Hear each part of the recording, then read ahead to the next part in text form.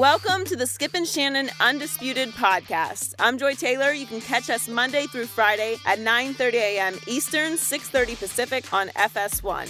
Here's what this podcast is all about. It's an unscripted, unfiltered, undisputed version of the day's show, and there is a lot to get into in today's podcast. Skip has issues with LeBron James calling out Lavar Ball for discussing his children. Shannon tells you why an NFL team should take a chance on Colin Kaepernick. Plus, Ice Cube is on set to make a big announcement. Let's debate. Skip, Shannon.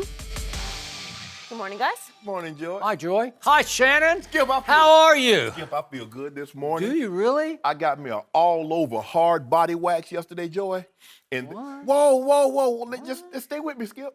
And then I don't know if I'm going to stay. I don't with think you. we want to Hold on, Joy. Is this shareable? And then I went home. I trained. Then I went home and showered. Hard body wax? And then I put this argan oil all over my body, and I wrapped myself in saran wrap for an hour. Shannon, this is getting fair. No, I'm serious. Straight up. Skip, skin so soft, a fly landed on me this morning.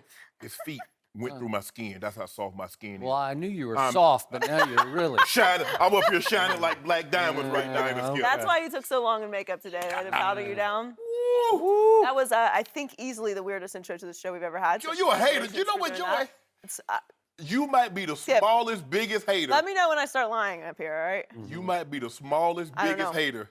You did it. That was an achievement. 4 foot 10 Ice inches. Cube will be here later in the show, and he has a big announcement, much bigger than whatever Shannon just had there. But let's start with a new basketball feud. Lavar Ball, dad of UCLA star Lonzo Ball, said a few weeks ago that kids of NBA stars can't be as good as their dads because there's too much pressure. Pressure's too high. Lavar specifically brought up LeBron's son on Chris Broussard's In the Zone podcast. Let's take a listen. Nowadays, we're seeing a lot of, like LeBron's son, LeBron Jr., who's playing great. Obviously, the Currys. You're seeing NBA players whose sons are coming up and looking like they're going to be NBA players. Well, what do you think of that? here's the thing. You got to play the odds and the percentages. There have been a lot of great players, and all their sons are whack. Kobe Bryant, his dad wasn't all that. That's why he's such a monster. So you look at it, you got LeBron. It's going to be very hard for his kids because they're not going to look at him as LeBron's kids. They're going to be like, you better be just like your dad. And then after a while, that pressure starts sitting on you because it's like, wow, why I got to be like him? Why can't it just be me? And then they be like, oh, you're soft. You're not that good because the expectation is very, very high.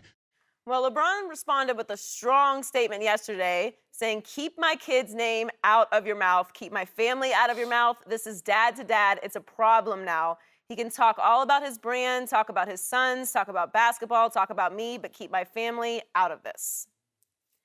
Shannon, whose side are you on here? This is a trick question. No. I'm on LeBron's side. Skip, you don't get to control the question that someone asks you, but you do get to control the answer. Skip, if Lavar Ball wants to write checks that his kids have to cash, I don't recommend it, but have at it. As he sat here, I'm not trying to tell anybody how to raise their kids because I'm not trying to tell you how to raise mine. But Skip, why do you have to go here? Kids are off limits. Even in the sleazy, grimy world of politics, kids are off limits. No matter what you think about President Trump, but when they attacked his son, everybody, no, don't go there. Skip, don't bring that man's kids into this equation. We understand that. We understand the pressure because if you have an all-time great father, how do you have an all-time? Normally it skips. You look at, there have been a lot of father-sons. Bobby Bonds was a very good player, but Barry took it to a whole nother level. Mm-hmm. You look at Clay Matthews. You look at Bruce Matthews. Yep. Okay, that's fine. But why do you, these all-time great players, their kids be whack. Well, I'm sorry that your kids have an easier path, considering what you did in college. So obviously, it's going to be easier. But Skip, don't bring this man's family, his kids, into the equation. LeBron said, if you want to critique me, although you're not an analyst, have at it. You want to talk about your brand, have at it. But Bronny, Bryce, Maximus, and Zahara, and Savannah, don't let those names come out of your mouth. And Bron is absolutely right. Lavar, if you want to talk about how great your sons are and they're going to be, have at it. But I told you last week, Skip, this is where he and I parted ways because they talked about Kareem Abdul-Jabbar. His son ain't gonna be this. Or LeBron and this guy in Magic. Look at Magic. Come on, bruh. Nobody asked you all that. Keep the focus. Talk about your kids. Lonzo, Melo, Jello. If that's what you want, if that's what you want to do, do that. But why do you have to bring other people's kids into the equation? It's unacceptable. Now, what he should do is say, LeBron, I didn't mean any harm. I apologize. And just keep it moving. But I absolutely agree with LeBron. LeBron's kids should have never came out of his mouth. I'm afraid you're about to get waxed for a second time in the last 24 hours because I'm going to wax you in this debate here. Okay. Because I had absolutely no issue with what Lavar said about LeBron's kids. First, a quick step So kids back. are not off limits? Not in this case. I'm going to explain. But first, let me give you this step back. Do you believe that just a month ago, nobody knew who LeVar Ball was? Just a month ago. Yeah. Maybe kids, I mean, some parents in Southern California, some sports fans knew that he was the father of these 3 kids, but I didn't really know who he was. I don't think you knew. No, I did not. Right? I had no idea, no. And all of a sudden, he did a TMZ in which he said, my kid's better than Steph Curry. And then he sat right here on Undisputed a few days later, and then he, that same day, did Chris Broussard's podcast.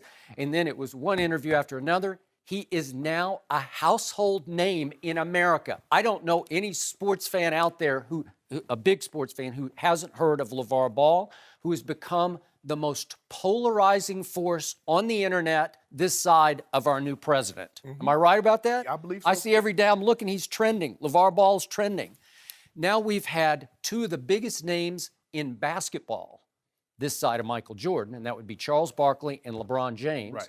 Fire back at LeVar Ball. We just had that in the last, 48 hours to a week or so, right? Yep, they have absolutely. fired back, and they have put him even more on the map than he was. And if, in fact, LeVar's goal was to promote his brand, what's it called? Big Baller Yeah, Brand.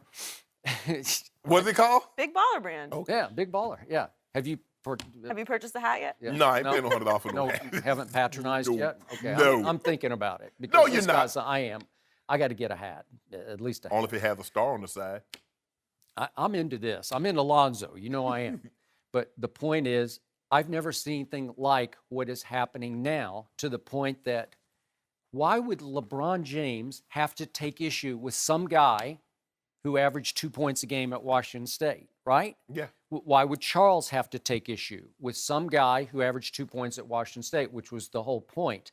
You know, it's not like Charles took a shot at LeBron's kids, or Michael Jordan took a shot at LeBron's kids, or Steph Curry took a shot at LeBron's kids. No, it was LeVar Ball. And I believe that he hit a nerve in LeBron because what he said was dead on right.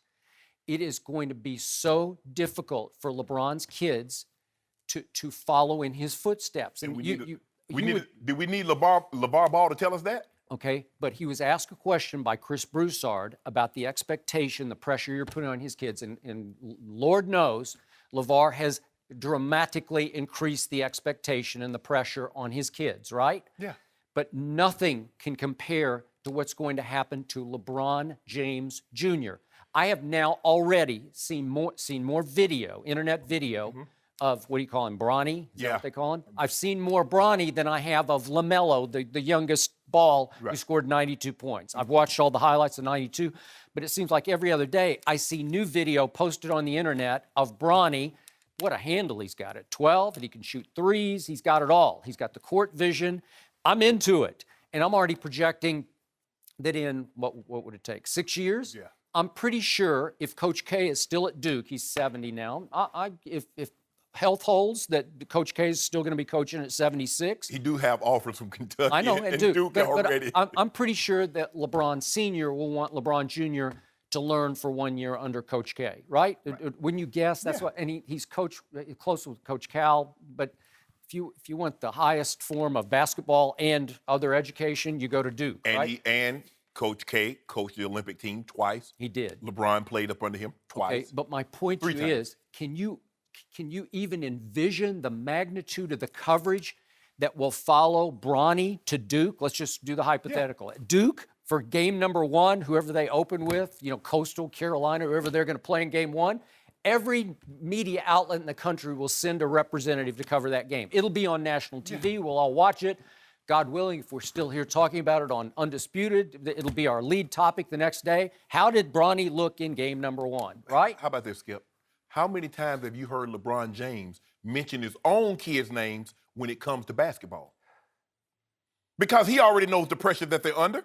Yeah, he's been asked about it, and I don't, I'm not there for every interview, but he's talked about his kid, how impressed he is with his handle. LeBron's already said he can shoot way better than I shot at that age, right?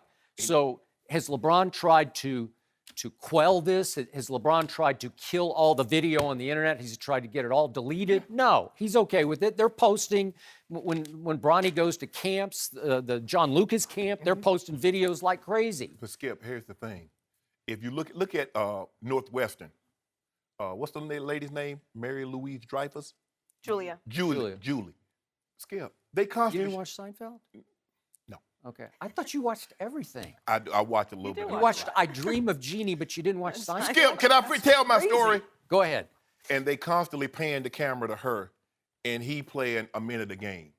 So you understand, Skip. Correct. The fact of the matter is, when you have an all-time great father, the likelihood of you having an all-time transcendent great son or daughter is not very good.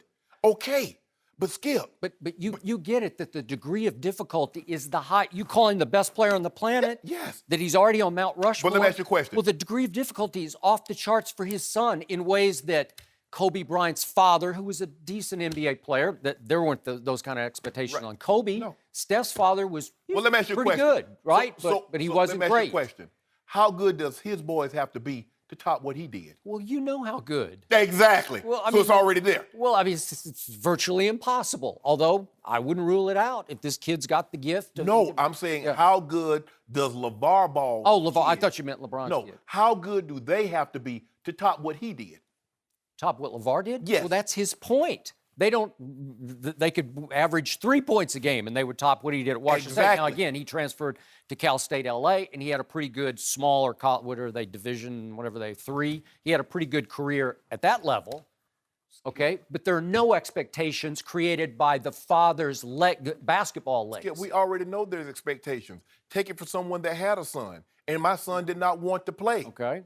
Because he said it. He said, I can't, Dad. He said, because every time, if I drop a pass, your dad would have caught that. That's my point. Your dad, Skip, I get it. Okay. But do I need someone to tell me about that? I know the expectations. Okay, but LeVar has kids, and his message is simply that my career puts no pressure on my kids. Now, his mouth is putting pressure on his kids. Exactly. His expectations of his kids, because he is supporting his kids full force. My kid can be better than Steph Curry because he already is, and my kids have a chance. I'm telling them all, I want them to be greater than Michael Jordan. And I've told you, I admire that. I don't think there's anything wrong with that because that's a proud papa trying to be incredibly positively supportive of his kids. And I think they are thriving on that kind of reinforcement, positive reinforcement. How about this? You know what?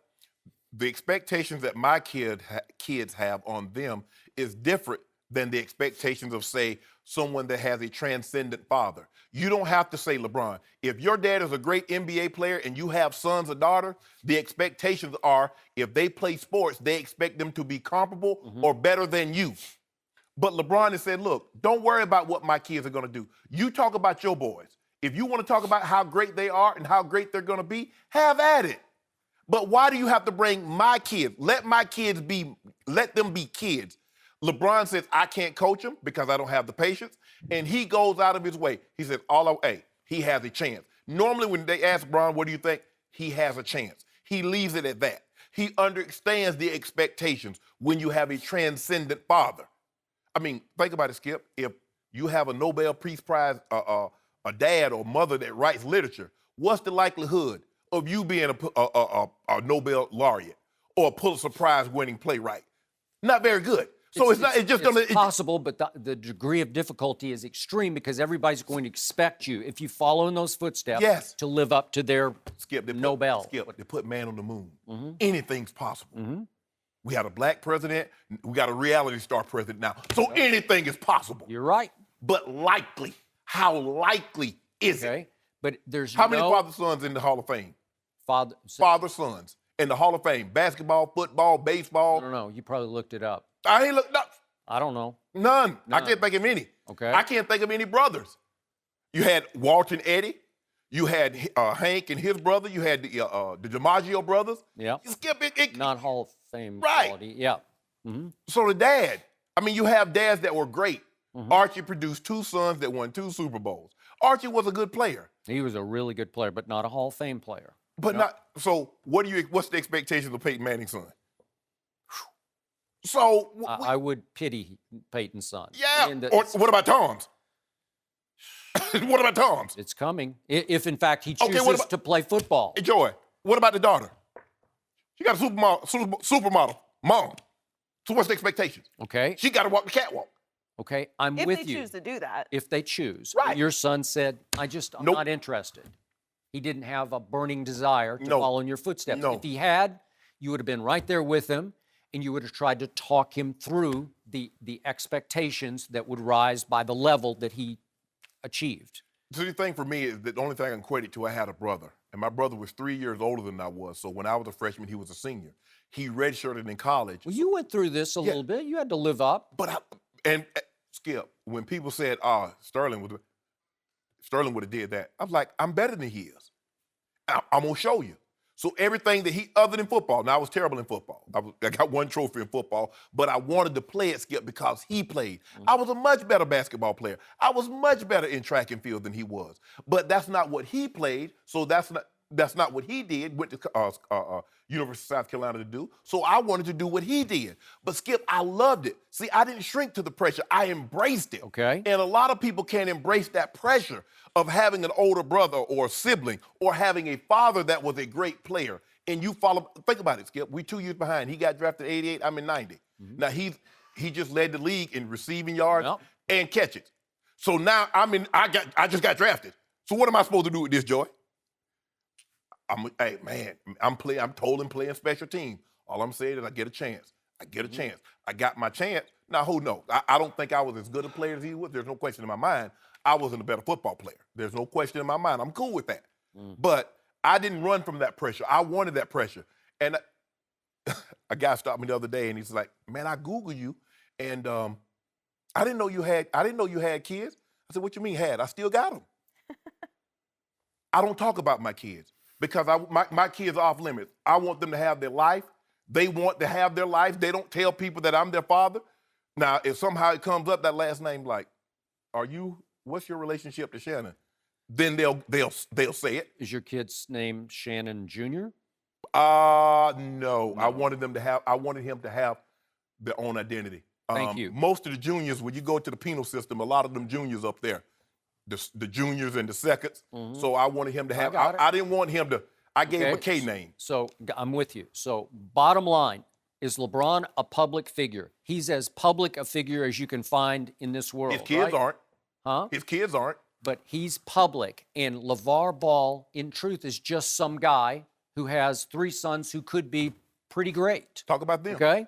But there's no way that LeBron James has any right, be it unwritten law or the letter of the law, to say to LeVar Ball, keep my kid's name out of your mouth. It's just absurd. Who is LeVar Ball? He can say anything he wants to because LeBron James is an extremely public and it's a fair game figure. Just because you can say anything you want to doesn't mean you should. But LeVar's not on equal footing with LeBron. It doesn't Again, if Charles had said it about LeBron and LeBron wanted to call Charles and say, keep my kids' names out of your mouth, I would get that because they have equal stature in the world of basketball. But LeVar doesn't. First of all, the way it started is that Charles started throwing like, why is this guy talking? He's not doing anything.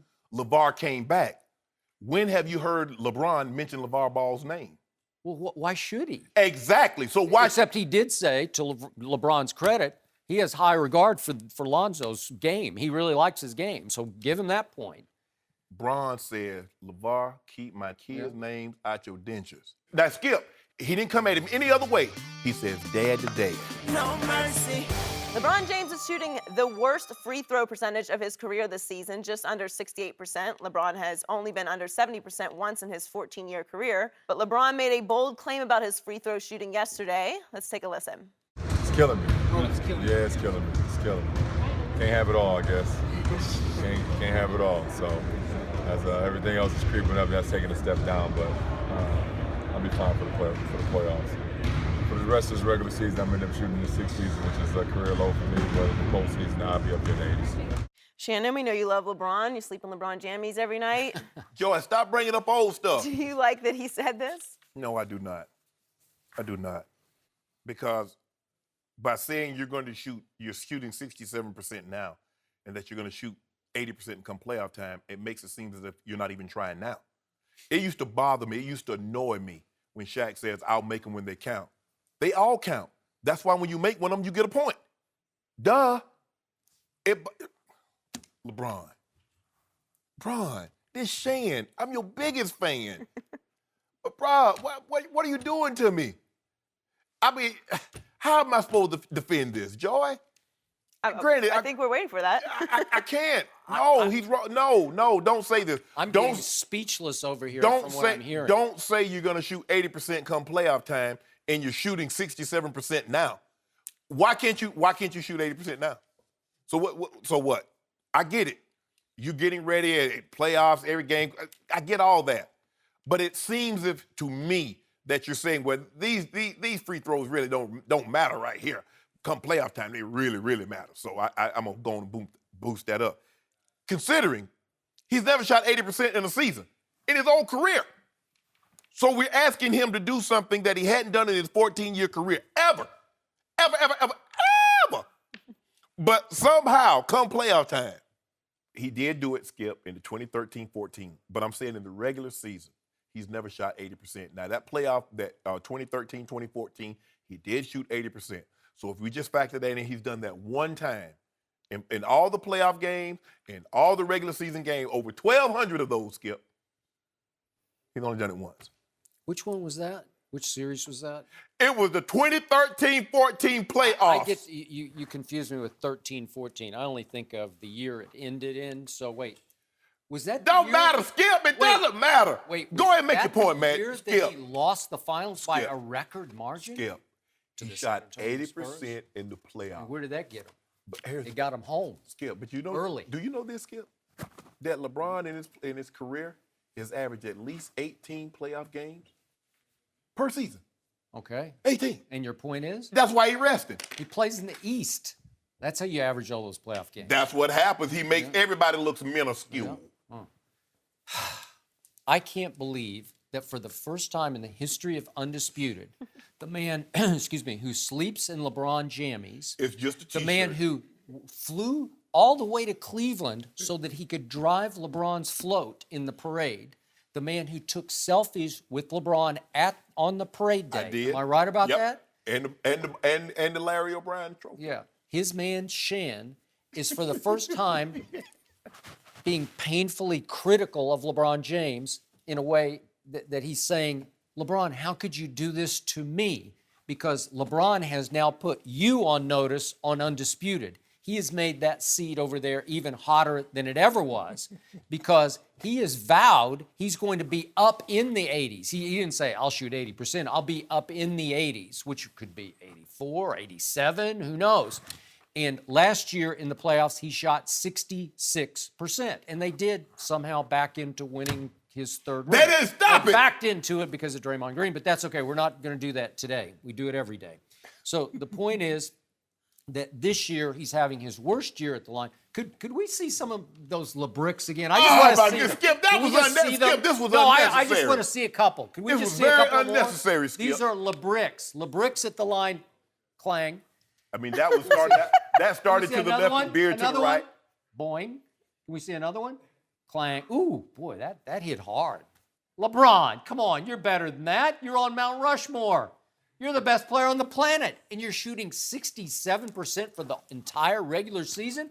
How can you defend that? You can't defend that. How much blame do you put on Tom Brady for his scrambling? Oh, now we have to change I'm the just asking you. discussion. to Everybody- Tom Brady. This is backpedaling and flailing on your part. Superman had a because you're weakness, back into- kryptonite. Oh, okay. The Fonz had a weakness. It was liver.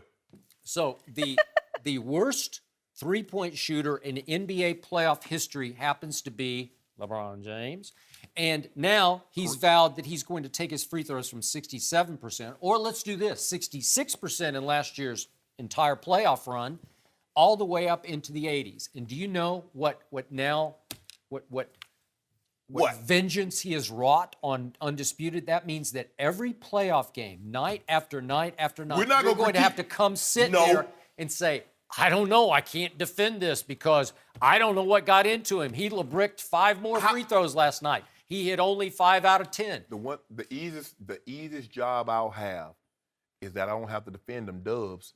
Long as he get to 16 of those, Yep. we straight, Skip. Yep. I have never seen a more apprehensive, uncomfortable free throw shooter than LeBron James. I pity him. I feel sorry for him today. What about that 3-point percentage? How is that looking right now? This year? Yeah, this year, He's been on a little bit of a hot streak, but he is the worst ever in the postseason.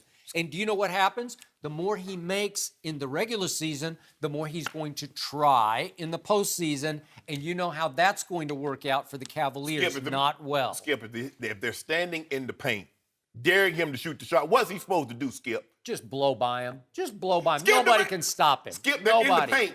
Yeah. They're like 7 feet off the guy. So invariably, there's going to be that late game, last second situation. 10, 9, 8, 7, 6. Braun's going to have the ball outside. He's going to put a little move on somebody, and he's going to have to decide, am I going to do a step-back 3 here, or am I going to go to the rim and get fouled and have to go stand by myself at the free throw line with my fingers starting to quiver and make 2 free throws to get us to overtime? Oh, you mean the one like he did in Game 7 last year when Draymond yanked him out the sky and he went to the free throw line? Sky? Was that to get them to overtime? Did he have to make 2 to get them to overtime? I don't remember that. Because they ain't going to be in a situation where they need to get 2 free throws. All I can remember about Game 7 is that when the money was on the table, Kyrie said, enough. Give me the ball. Get out of my way, King. I'm going to end this thing. Who put the money on the table? That chase down. Draymond. Yeah, he put the money on the table. That chase down. Game 4.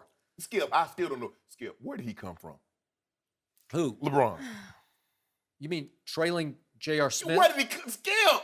J.R. Smith cut off Iguodala. He had to stop. Huh? Iggy said that's the greatest block. Iggy, the man that shot the shot, says it's the greatest block he'd ever seen. Oh, yeah. He didn't even see it coming because he was watching J.R. Smith undercut him. I'm just trying to figure. I thought LeBron was on the sideline. Yeah. I thought he was in the Joy, stand. do you notice that the conversation has been changed 4 different times away from free throw shooting and 3-point shooting to Tom Brady Skip, and Iguodala? I said I do not like. 2013. I said I do not like the fact that LeBron says he's going to shoot 80% You did. in the You playoffs admitted that. because it makes it seem like he's not trying now, or the free throws that he's missing now are unimportant. I said that, Skip. You did. But I'm proud not. of you. But hold on now. That's far as I'm gonna go. I ain't gonna let you just sit up here and just beat on the man. Yeah. You are now in trouble. It was very good of you to be objective about that, though, Shannon. Number 4. I know it killed you a little bit. 4's coming.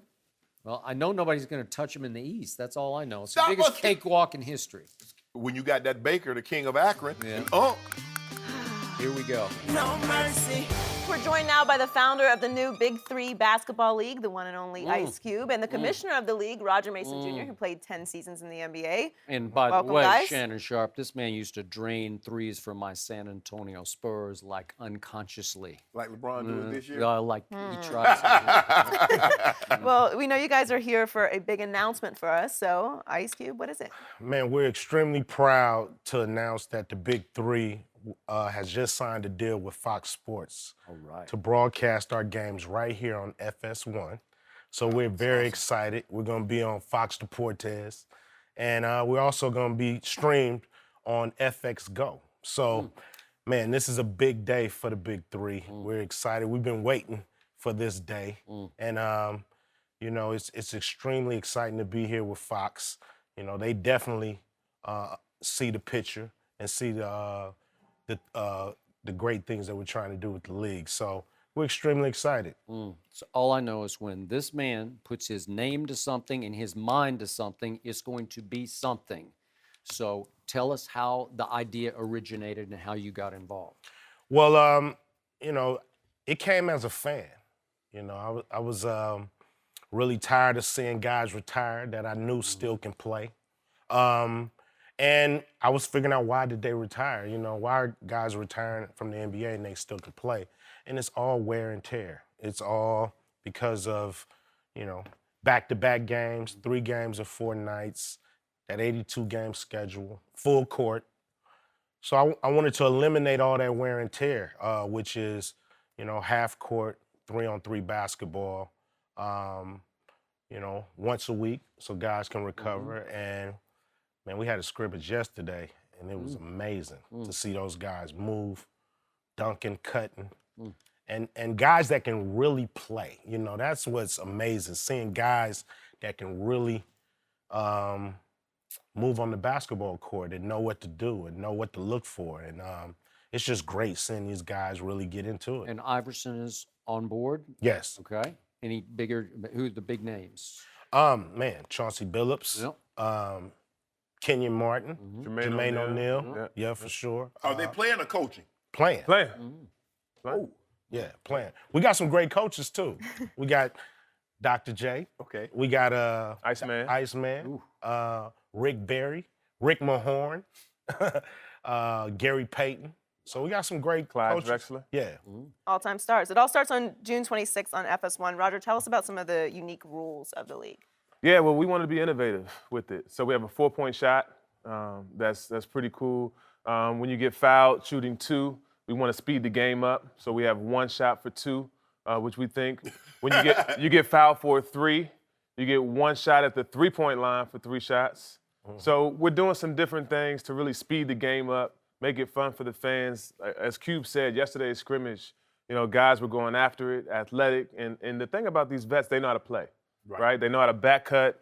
You know, as a basketball player, we play 3-on-3 more than anything a lot of times. And so even during the season, a lot of times you'll be playing 3-on-3 with your teams. And so it's going to be an exciting season, and we're really excited to get started. So I heard it's 30 minutes per half, right? No, Well- no, 2:30. 2:30 minute half. No, you go to 30 30 points. points, right? 30 points. Okay. Yeah.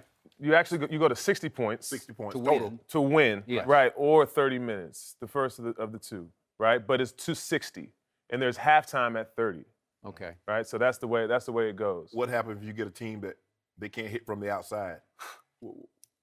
That's that clock, Oh, there will be a clock So- also. right? So it's the Okay. first of the 2. Oh, okay. Okay. Skip. These guys can hit from the outside, Shannon. Yeah. That's one thing they can do, for sure. I forgot these are pros. I thought they was talking about Cube. I thought Cube was playing. No, I ain't playing, baby. No way, no how. So I read that you had made some overtures to one Kobe Bryant. Have you got any return interest? Well, you know, that's a dream for us. You know, I think a lot of guys, or a few, gonna sit back and watch us and see, you know, how the league grows, and you know, they'll get that itch. I believe they'll get the itch. Sometimes it takes a little bit of time. You know, let a year go. You miss the camaraderie. See, we're building it. You got the locker room where guys are back. Right. You know, you got guys on the court again, traveling again. So it's a great platform for guys that still have some game. And our first game is in Brooklyn, June 25th. And it's great because you get to see all these guys on the same court. All 4 games are right there in the same arena on the same day. So the camaraderie and you know, just guys getting together and seeing these stars all in one place is gonna be great. So I got to thinking last night, what would be my all-time greatest 3-on-3 team? How could I win the all-time tournament? And I thought, and the more I thought, the worse it got, because it's very complicated, because this is a very different game than 5-on-5 full court. So I'll just kick it off. I want to get your guys' reaction to this. My 3 would be, of course, the greatest ever. Michael Jordan would be one of my guys. I got Shaq inside because he was the most dominating presence on offense and defense I ever saw. Not the prettiest to watch, but then my 3rd slot became problematic because I want somebody who can defend but can also shoot it a little bit outside just to take a little pressure off the other 2. I love Magic. I love Bird. But I settled on one Kobe Bean Bryant for my third guy. So if I got Jordan and Kobe defending outside, I'm not sure anybody's going to get a shot off. And if I got Shaq manning the lane, I think that's an unbeatable threesome. Anybody want to fire back? Well, I mean, you actually took two of mine, Okay. which is Kobe and Jordan. Okay. Because those guys can play the 1, 2, or the 3. They can defend the 1, 2, or the 3. But my guy in the middle would be Kareem Abdul-Jabbar. I just believe, he's dominant on both ends, and he can move to be able to defend. So, give me Kareem. Okay. Well, you grew up on him, right? Yes. Was he your guy growing up? Yeah. Fire You know away. what? I've got to start with Big Shaq in the middle because just that imposing figure. I put MJ obviously in there, but then you need versatility in 3-on-3. I actually would go with a guy that's playing now, a guy named Kevin Durant. Ooh. Because I think in 3-on-3, that versatility, we know he can score. The 4-point shot would be something he'd knock down, and he can go inside too. Jordan, Durant, Shaq. Pretty tough. Now, wait a second. There's one name that has Yeah, not been he's- brought up you yet. know he's And I'm getting upset. wondering. I'm just wondering. if it's Well, gonna come up. I mean, I don't know how you don't have the guy with the most unstoppable shot. He scored the most points. He has the most MVPs. Kareem. I'm going Kareem. I thought about Shaq, but I was like, the sky hook, boom. I got Mike on there, but I got a guy that's currently playing also as my third guy. Oh, we're shocked. The king of Akron. Yeah. The king of Akron. I got to go with Bron. Yeah, for once his picture isn't up on the board. You're looking for his picture, but it's not there. Because all I see is Cube. I think Cube started this league because he's trying to find talent so he can ship it to the Lakers. Because they do it real bad right now. Hey, man, I ain't worried about the Lakers right now. I'm worried about the big 3. Yeah, the Lakers big going to three. be fine. Y'all got beat by 100 last night. That's by the fine. Clippers. It's nothing. It's So, small thing Shannon, to a how are you giant. going to win a 3-on-3 contest with a guy who can't shoot in LeBron James? He averages, he's shooting 54% from the floor. Yeah. Well, he better get him in close. And right? he can guard anybody. He can guard 1 through 4. Well, once upon a time he could. Still I'm sure can. he could now. Watching the playoffs, what he do? One day, hopefully, he'll be in the big 3. And Then we'll find out. Sure. I knew you were over there itching because nobody mentioned him. It's gonna be all I right. might go all bigs. I might go Jordan, Shaq, and Kareem. Yeah. Well, I don't know if you know this, but Shannon is a LeBron super fan. He sleeps on LeBron jammies, so he was obviously over there getting a little It's a irritated. T-shirt, Joy. Just saying. Anyway, the Big 3 debuts June 26th here on FS1. Thanks so much for joining us. No mercy. Next up, a day after President Trump took credit for Colin Kaepernick not being signed by a team, Kaepernick's former head coach Jim Harbaugh praised the quarterback. Tell you the same thing I tell them. I think he's an outstanding player. I think he's a great competitor who's proven it in games and has the ability to be not only an NFL starter but a great NFL player. And I think you'll see he'll have a great career and be a great quarterback, win championships. Shannon, will anyone sign Kaepernick? I think he should. I think someone should give him an opportunity. But here's the problem that he's running up against, as I see it. You know, when I told people, and I was tweeting, back and forth with some of my followers, and I said, well, he has double the amount of playoff wins than Tony Romo. They say, well, it's a team game. But Tony Romo has better stats. So in one instance, you say it's the quarterback's better, but when I say the quarterback has more playoff wins, it's about the team. The thing is, and then you hear this term, baggage. You know what I found out about baggage, Joe and Skip? If the person can help you, you don't care about his baggage. If he's aligned with you politically or religiously, you don't care about his baggage. But if you don't think he can help you, he has baggage. We know for fact, this is not conjecture or innuendo, there have been guys that have been arrested and charged with vehicular homicide, operating a motor vehicle while intoxicated and killed people and played in the NFL. We've seen people with domestic violence charges against women and children play again in the NFL. But what Cap is up against is something greater. He's being labeled unpatriotic.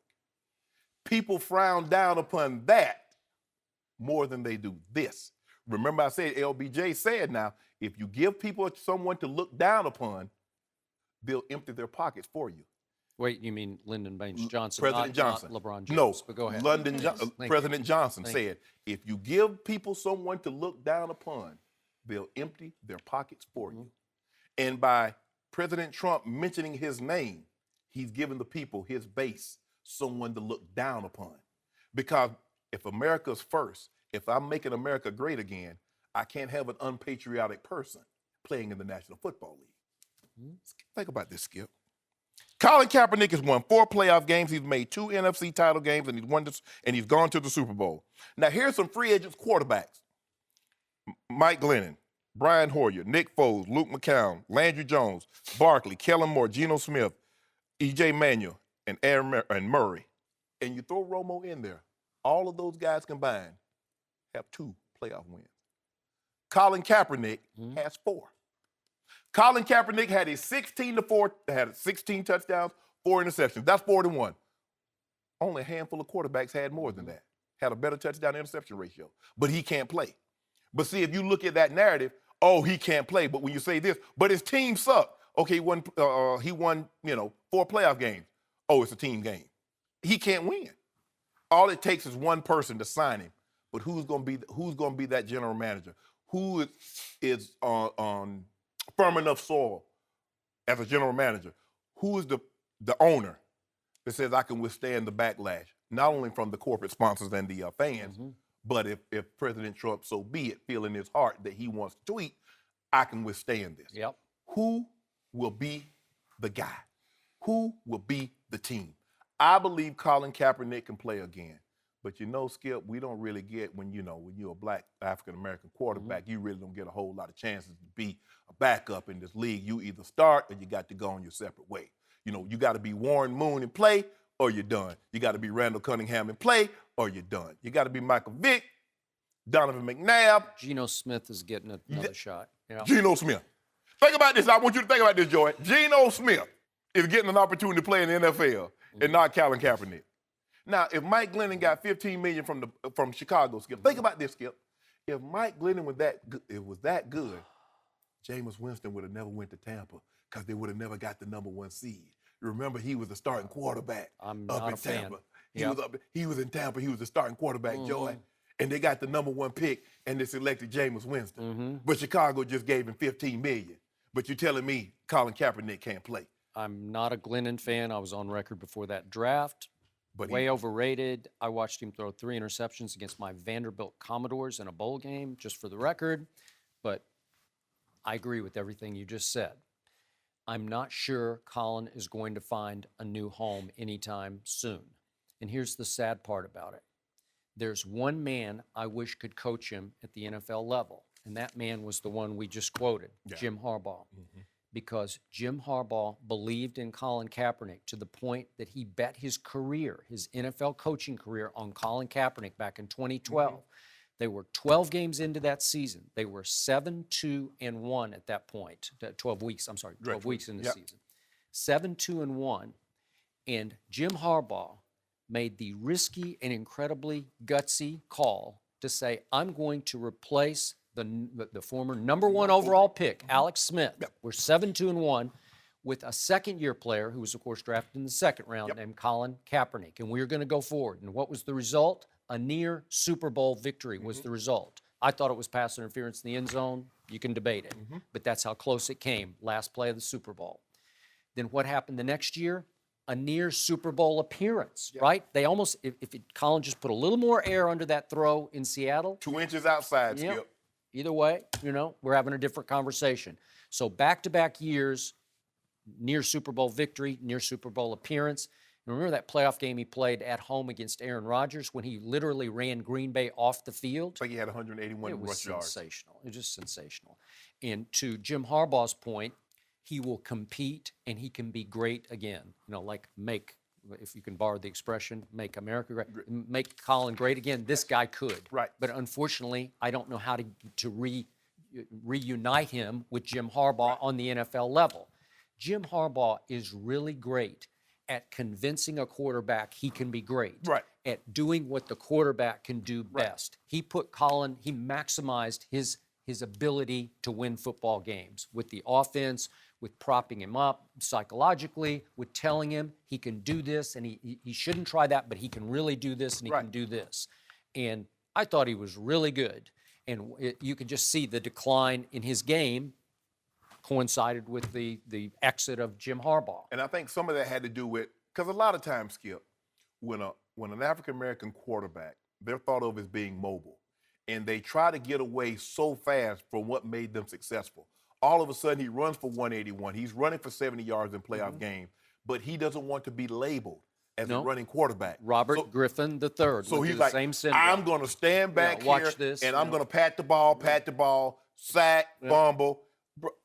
I'm going to do what made me successful. Sure. The way I looked at it, Skip, I was an undersized tight end. Why would I want to put on 10, 15 pounds to prove to everybody I can block and give up my advantage, which was my size and speed? Okay. Colin, quarterbacks, why give up your advantage, which makes you special? Yeah. What makes you different is what makes you special. Yeah, because nobody said Robert Griffin can't throw it or Colin can't throw it, because they could throw the heck out of it. They both have big arms. Colin not maybe as accurate as some quarterbacks are, but hey, he can be lethal when he gets in rhythm, and you start to complement the throw with the run, and you keep defenses off balance, and all of a sudden you've got a guy who can be great. Right. And that's the thing. I think that what Jim was able to do, because Jim played quarterback in the National Football League, he was never thought of as Elway, as Montana. He was overachiever. Right. But he found a way to stay in the league for an extended period of time. He could run a little bit. He won a lot of games. He was very good. He was a throwaway from getting Indy to the Super Bowl against the Steelers in '95. A drop away. Yeah. So look, he's like, look, guys, you can do this. The way I did it, hey, I move around, buy some time, take off running. Hey, it was very unorthodox the way he was doing it. He kind of reminded you of Fran Tarkin, Jim Harbaugh's playing day, because he would whirl around and, pump fake, and then he'd take off running and get 10 yards. But Skip, San Francisco, when they made the choice that says, okay, we believe in Trent Baalke, the general manager, more than we believe in Jim Harbaugh. And lo and behold, now this is their third coach with Shanahan, and a general manager later, we have yet to see, can they replicate what Harbaugh was able to do in his short tenure in San Francisco. Sometimes the grass isn't always greener, because what they didn't tell you why they got their grass so green, they watered and fertilized it. So you just automatically assume anybody can coach this team. And a lot of that had to do with guys retiring too. You got Patrick Willis, Navarro Bowman, Justin Smith, Alden Smith, so a lot of things, the offensive line, the whole offensive line is gone. I mean, the only one there is Joe Staley. Potty is gone, Alex Boone is gone. So a lot of things happen, Skip, but I believe Colin should be given an opportunity. But if he doesn't get that opportunity, I think he's content with that, because he knew this could possibly be the backlash that came along with this protest. I just want one person to tell me he should have found a better way to protest. Can you tell me why he's protesting? They won't mention that. You just want to mention the Some do, but I'm with you. I got you. So I see that Colin now faces two big issues. Number one, he has clearly alienated some owners and some GMs and some head coaches. Yes. And number two, I believe he's a better starting quarterback than a backup quarterback because of the way he plays. You have to tailor your offense to what he does best. And because of that, if you're in the backup quarterback market, teams are saying, gee, I've got a pro-style pocket passer here, and I don't know if I want Colin Kaepernick to be my backup. Go to Carolina then. Okay, well, that'd be a good home for him. But I start thinking, who could use it? Like Jacksonville is getting better and better on defense, because every year these free agents just flock there. They might be semi-retiring. And a lot of money. Okay, a lot of money. But I look at Blake Bortles. Is Colin Kaepernick a better starting quarterback than Blake Bortles? You better believe he is. I'll take Colin any day over Blake Bortles. But now you got Tom Coughlin running the show. He is old school, God and country, right? Yep. I'm not sure that this is his cup of tea. And plus, he won his 2 Super Bowls with a pure drop-back passer in Eli Manning, and he would say, I just don't know if I want to teach and try to coach this, But right? I would have thought the success that Kyle had with RG3, that Colin Kaepernick would be. He had him in his lap, right? And he said no. I don't know. Maybe the owner said no. Maybe the owner was tired of the distraction that became, in his eyes, Colin Kaepernick. That baggage. We've seen a lot of teams sign a lot of players with baggage. Yeah, but this isn't baggage. But I'm saying, it's a good point that Skip brings up, though, because he is a better starting quarterback than a backup quarterback. Do you really want to deal with all the PR for a backup quarterback? And then who is the GM that can who's not even just the GM. You got to think of who's the owner, who's the GM, and where's the fan base.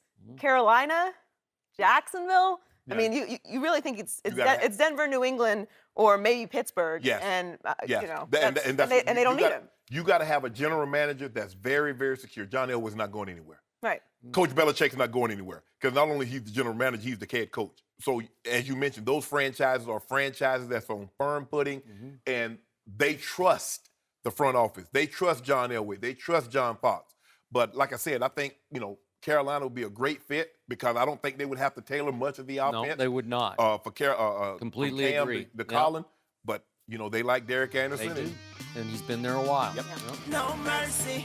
This is the Skip and Shannon Undisputed podcast, where we're delivering you an unscripted, unfiltered, undisputed version of the biggest topics of the day's show. Be sure to subscribe to the podcast on iTunes, like us on Facebook at Undisputed on FS1, follow on Twitter at Undisputed, and catch us at 9:30 a.m. Eastern, 6:30 Pacific, Monday through Friday on FS1. You can find us on channel 219 on DirecTV, 150 on Dish.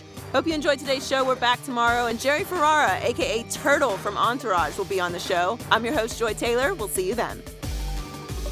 Fox Sports 1 of 1.